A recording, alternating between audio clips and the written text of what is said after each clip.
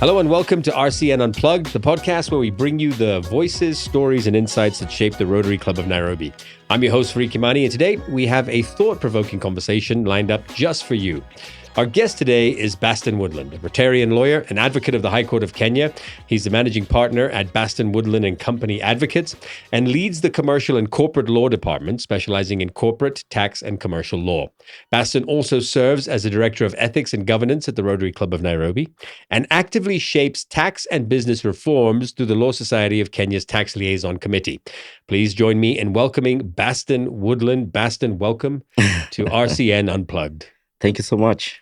You're a little late, and I want to start with this. What was happening in town today? Not to my liking. You mentioned LSK, so just tell us what's happening in town. Yeah, so there's a protest in town that was organized under the auspices of the Law Society of Kenya. This is in response to the very recent brutal murder of one of our colleagues along Langata Road, who was shot dead while in traffic. And that is why it's making, the killing so bizarre. And there was a call for action to stop killing lawyers at the end of the day, because lawyers are merely messengers. We act on behalf of our clients. We are not our clients' cases. We represent the voice of our clients. So the message today is stop killing lawyers, because, at the end of the day, we are the ones who advocate for rights and human rights generally for everyone. So that was the message that was being sent. I mean, the old adage, don't kill the messenger or don't shoot the messenger, right? That's what you are. Exactly. Your client is obviously the one who needs your services to get their agenda across. Yes. Before we get into your role at Rotary, just a little bit about you. I think I've done a bit of justice in your bio, but I'm sure there are some things that I've either overlooked or left out. But you're a young lawyer with quite a number of achievements already under your belt. What propelled you to want to get into the field of law? Were you seeking a country with more justice? Yes, really. I always knew I wanted to be a lawyer from very young age, and there's a story I keep on telling. Growing up, we're very young kids, so we were playing basketball at home, and then one of my friends was riding a bicycle, and someone borrowed his bicycle. I think it was so customary if you grow up in a little neighborhood of that sort.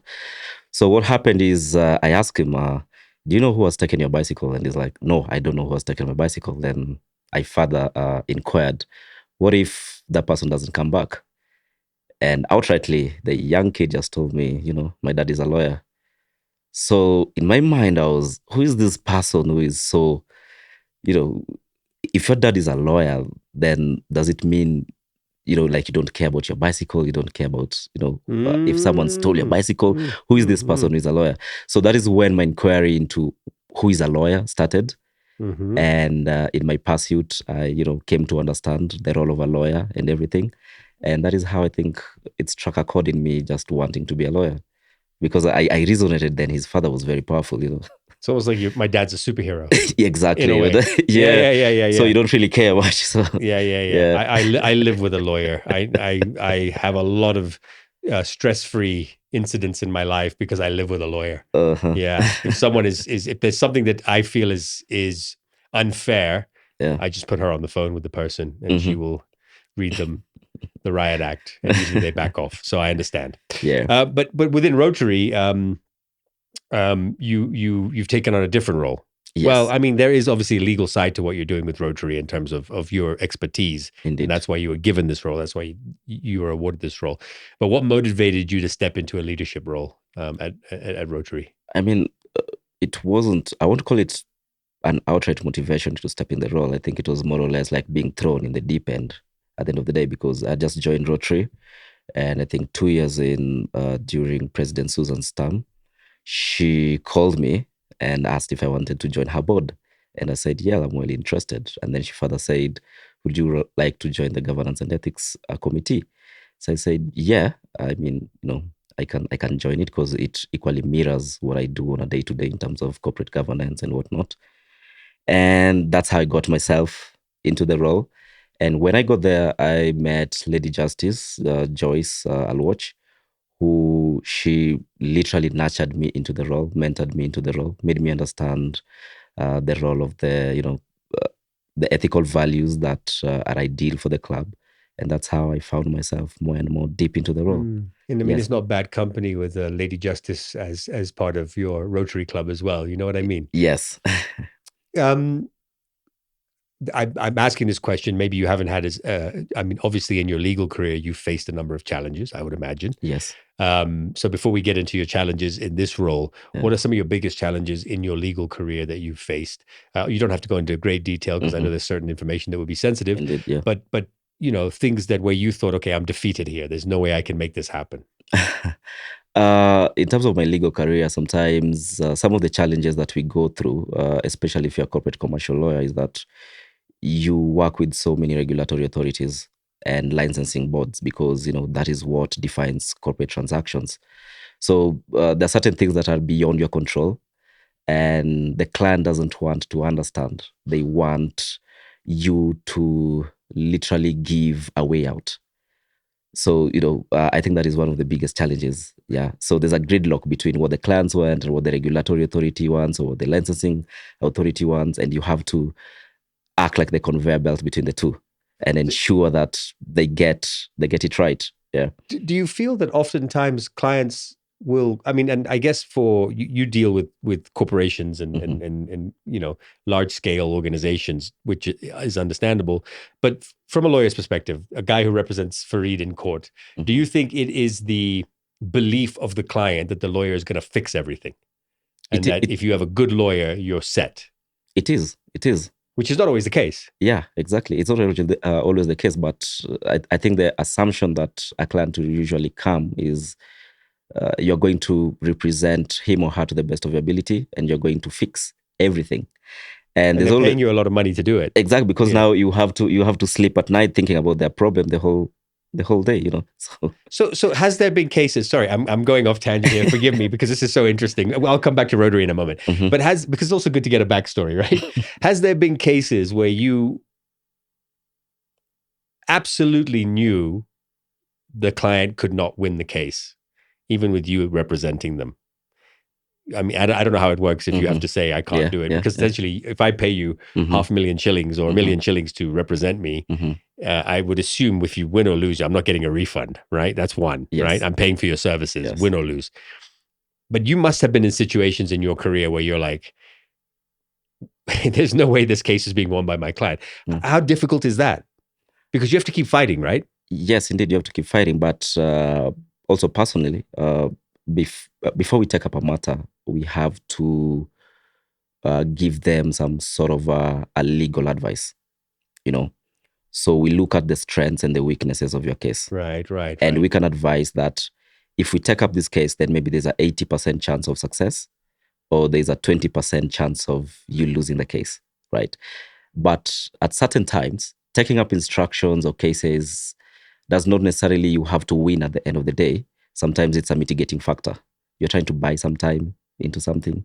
You're trying to mitigate certain risks that are happening. Buy time to make a payment or whatever the case may be. Exactly. Right. So it's usually more of, there's what we call also strategic litigation.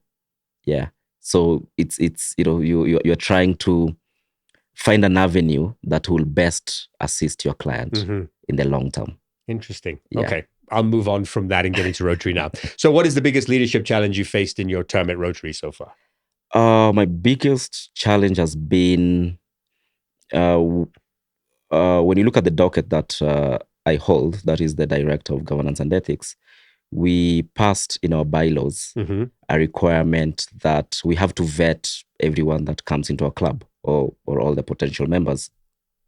And the reason for this is because not everyone is clubbable, or not everyone has the ideals, the ethics, the integrity that our club duly holds. So one of the biggest challenges is when we have a potential member who intends to join the club and we get various objections from the current members, then we equally have to balance between the objections that we have and what this potential member equally represents, or their intention to joining the club. Yeah. Right. So you play a critical role in... Exactly. So if they came to you with my nomination, was it 4 years ago? What would you have said? I'm just curious. I'm going to ask you about Mumbai as well in a minute. I don't know what I would have said by then, but I mean, the Would circumstances you be like, will come have... on, not this guy. Surely not this guy. Not really, but I think at the same time, we give everyone an equal opportunity to join the club. And it doesn't care who you are in terms of maybe your financial background, whatever you do, But the most critical thing is, do you hold the ideals of Rotary? Right. Yeah. Do you hold the four-way test that we keep on preaching? Yes. And so we have to balance all this. Yeah. And there are certain times, like when you want to, but for instance, deny someone to get into a club based on the information that you've been given. Some of those information are very confidential, but within the committee, we discuss all these confidential informations as well and assess the suitability of someone to join the club. And I guess ethics comes in that it's not a personal, maybe Baston hated Fareed on radio for 20 years. Yeah. So therefore your mind is made up. You're there to from an ethics standpoint to say that cannot be the reason we don't allow him into the club. Exactly. We need to look at the entire package and figure out sort of pros and cons. I guess it's like winning a legal case, 80%, 20%. You know what I mean? Yeah, exactly. Okay. And that's why we have to, the challenge is actually to balance all these, because you have to balance what the club members or the club member portrays as an objection vis-a-vis the intentions of this potential member. Yeah, and also because you find there's certain issues that are so private between the two of them. Yeah. But will that necessitate your grounds to generally object this person? Yeah, I mean, I won't go into details, but I was nominated by someone who was a client of mine in the production space, who left to move back to India.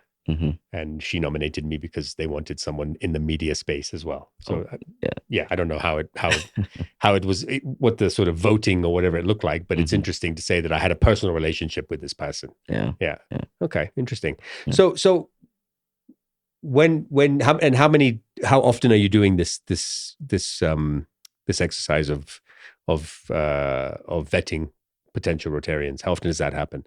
We do it as often as the membership committee gives us the green light, because everyone will make the application first to the membership committee. The membership committee will do like the first screen test, and then from there they will respond and write to us informing that this person wants to join the club. Will you schedule him or her for a vetting process? Yeah. So during the vetting process, it's an open door in terms of that's when we ask the Rotary members to write to us in case they have an objection, in case they don't want this member or anything they have against this person. So with that information itself, we are capable to put the person into scrutiny during the vetting process. Yeah. Interesting. Yeah. We're about to celebrate 95 years, I think, 95 years of Rotary next week, a week after. This week. That's right, this week. Yeah. So Rotary's an old club, almost Indeed. a century old. Indeed. So how are you balancing tradition and bringing in some sort of innovation into not just this role, but into Rotary in general? I think that's a very good question, because Rotary itself was built through what I can call the traditional, values. That is like the four-way test. And the four-way test is so futuristic in terms of, this is something that was started in 1905 by Paul Harris, right? So in terms of innovations currently, I think if we can have like the young professional, the young Rotarians, we come up with a club ideals or ways of how we can govern our club to suit their today's needs. Because you'll find that, for instance, like the young professionals are 8 to 5 kind of people. So how do we incorporate them into our club? That will be, why should we not have a hybrid system where we can have a virtual program as well? So virtual meetings to allow, these young professionals to join as well. And let's talk about young professionals, because there is obviously a move now to bring in younger people into Rotary. Yeah. But retaining young professionals, is that a challenge? And how do we ensure that once they join, whether it's through Rotaract or just young professionals coming into the Rotary Club, once they join, that they actually stay and they're involved and that they grow into roles of leadership like yourself? Mm-hmm. Yeah, I think the issue of retaining has been one of the biggest challenges in Rotary as a whole. We get very young people, and then after a few period of time, they're no longer part of our club or they're not active members of our club. So the issue about retaining, how can we navigate this? I usually think we can retain by ensuring young professionals step into the leadership roles, because this one makes them very active in the club. And two, it equally gives them a reason to serve the club more. Because if they're not that much engaged, much involved in the club activities, then perhaps they will not see the need to stay longer in the club. But in any organization, you've got your old guard and you've got the new the new guard. Yeah. You know, there will be resistance, especially for these leadership roles. I completely agree with you. Like, I think young people should be the one, especially in key positions in Rotary, like your position or Mumbi's position. You know, which is sort of modern takes on positions that may or may not have been there before, but certainly innovative positions. But there's an old guard that in any organization, any club, it's not just Rotary, that is going to have a problem with changing the status quo, basically. Yeah. So is that a challenge? Do you see it as a challenge, I should say? I haven't encountered such, so I would call it a challenge per se, especially for Rotary. And I think the beauty about Rotary is that it's voluntary. Yeah. Yeah, all the roles are voluntary. So everyone is able, both the old guard, the new guard, as you may call it, they can volunteer to steer the club further through active participation in various roles. Yeah. Yeah. And various roles doesn't necessarily even mean leadership roles. It's just, if you're in a community service, for instance, how do you get your hands dirty? How do you go out there? So perhaps the old guard are there to give guidance, to give you the institutional framework of how the Rotary Club has always existed. And it's for the young guards to put their hands on the mud and now, put their boots on the ground and work. Yeah. And I think you've got to kind of rise through the ranks anyway. You can't just come into Rotary and sort of show up twice in a year and then say, I want to be the president of the club. It obviously does not work that way. It doesn't work that way. Yeah. So how do you navigate decision-making in a diverse service-driven organization? Now, you can take this from your professional life or your Rotary life or both. Well, decision-making, you have to balance, especially, I'll speak from Rotary first. I think you really have to balance, because Rotary, you're dealing with so many people with diverse backgrounds, diverse opinions. Everyone is opinionated in a particular project. Everyone wants things to work in a particular way. But I think what helps us as Rotary is the bylaws that we've created for ourselves, the institutional frameworks and governance mechanisms. That in itself helps us to make certain decisions. Some may not like the outcome of your decision that you want to make, but based on this institutional framework, it guides us on how to make these decisions. Right. Yeah. So give me a recent moment or a moment in recent history that reminded you of why being a Rotarian and why Rotary itself matters. Well, I think as Rotary, we have engaged ourselves in so many projects that are all memorable. Just to mention a few, we have the Bondeni project currently that I think that I'll touch on it in a minute. We've had the iCamps also. We've had the SCORE project, which I think is also one of the biggest projects in the club. Now, what has made me understand why Rotary matters is through these projects. For instance, the Bondeni project. This is a project whereby Rotary took it up to construct ablution blocks for a primary school in Kayole. And it's so satisfying to bring back dignity to these kids. You can imagine these kids were sharing, they're almost, I think, 1,000 plus kids sharing one toilet. So if Rotary steps in and constructs numerous abolition blocks for these kids, you can imagine how life-changing it is for them. There's a word you mentioned, because I want to pick on that word. You said dignity. Dignity. I've been, following the journey along the way, and I think between Mummy and myself, we've created some posts and things like that. To see what they have now as opposed to what they had before. Every time I look at what's the updates or the sort of, the pictures of sort of where we are with the project, it honestly does bring a tear to my eye. And it's something so simple. Exactly. It's a toilet. It's a toilet. Which everyone in this room has at home, their own. Yeah. It's bizarre. Why is that particular project so important? It's so important because, again, I'll emphasize, it brings dignity to these kids. Using a toilet for kids is equally important, for them like anyone else.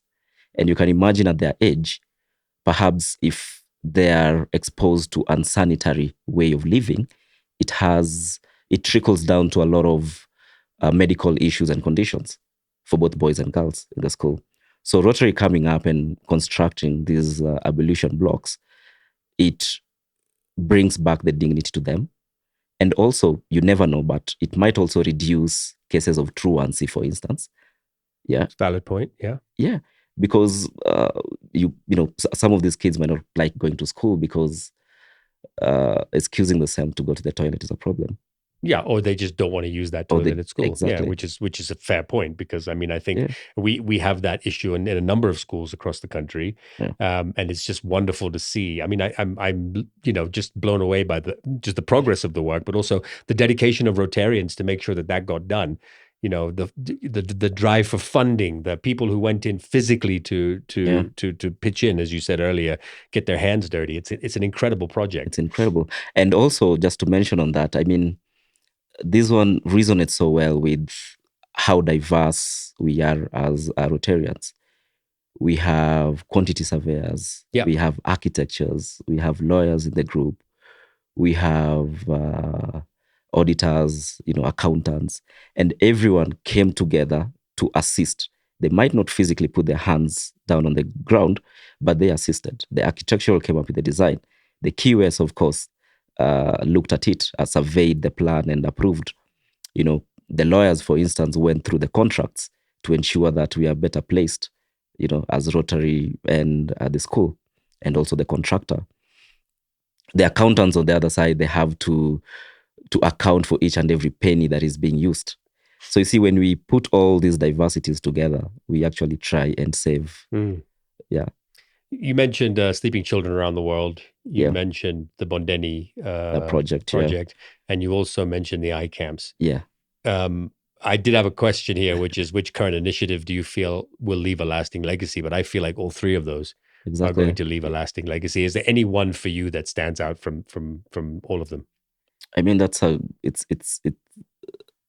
I equally share the same sentiments as you. I feel all of them, have a lasting legacy, because if you look at the SCORE project, which is almost an annual project that we undertake as Rotary, and ensuring these kids have bed kits, both at home. Things. Very simple things. Yeah. And you never know, you give a kid a bed kit. Probably it's going to expand their, dreams when they sleep and try to visualize themselves better. Yeah. I mean, a good night's sleep versus a bad night's sleep and spending 10 hours in school. It's difficult. You know what I mean? We all know when we get a bad night's sleep and having to go to work the next day, it's not the easiest thing in the world, you know? Exactly. Yeah. And these kids have been doing this on, less than acceptable sleeping conditions. And now it's life-changing. Indeed. For us, it might look like it's a bed or a toilet, but for them, it's life-changing. It's life-changing. Yeah. I like the analogy of having better dreams as well. That's wonderful. What's something the public doesn't know about Rotary's work? What? Let me see. I think maybe the public doesn't know how fixated we are in terms of our values, right? We don't just do projects for the sake of doing projects. We do projects to make them a lasting legacy. And all these projects are vetted along the ethical lines, the integrity lines, lenses as well, So maybe the public doesn't know how critical, how vital we view each and every project that we undertake, and how we scrutinize every project that we undertake through the ethical lenses that we hold as a club. So do you think that the public's perception is we find something and say, okay, let's raise money and just do it, instead of actually thinking about what the impact of that decision will have? Yes, because I think, the public might view us as purely charitable, which we are indeed, but we are not just charitable for the sake of charitable. Right. It's got to make sense. It has to make sense. It has to be impactful. It has to change someone's life somewhere. Yeah. And that's why we put all our projects through a vigorous lenses of ethical and integrity frameworks. So what's your personal mission as a board member this year? Oh, I never thought of that, but let me see. I think personal mission is to ensure we live a corporate governance framework for Rotary. This is through frequent revisit of our constitutional, the Rotary Constitution, frequent revisit of our bylaws, so that we instill the institutional discipline. And like we say, if there is a strong and independent institution, then everything will automatically work seamlessly. And that one goes back to your question in terms of decision making. We won't put so much thought into it because there are already frameworks on how to work. Yeah. And final question, what makes a great Rotarian? A great Rotarian is one who lives and abides by the four-way test. Yeah. That's it. That's it. Okay. Yeah. Are we allowed to say the four-way test on the podcast? Yeah. So can you, for the viewers that, I don't know if it's allowed, for the viewers who are, or the listeners who are not allowed or are not privy to what the four-way test is, I think because you've mentioned it a few times, maybe you could share it with us. Yeah. I certainly can't. But does that mean you're not a true Rotarian? No. Mm-hmm. Let me also Google it. The four-way test, we usually say, of the things we think, say or do, is it the truth? Is it fair to all concerned? Will it build goodwill and better friendships? Will it be beneficial to all concerned? Great. Yeah. Baston, thank you very much. A good way to wrap it up. It absolutely is. Thank you so much for it. And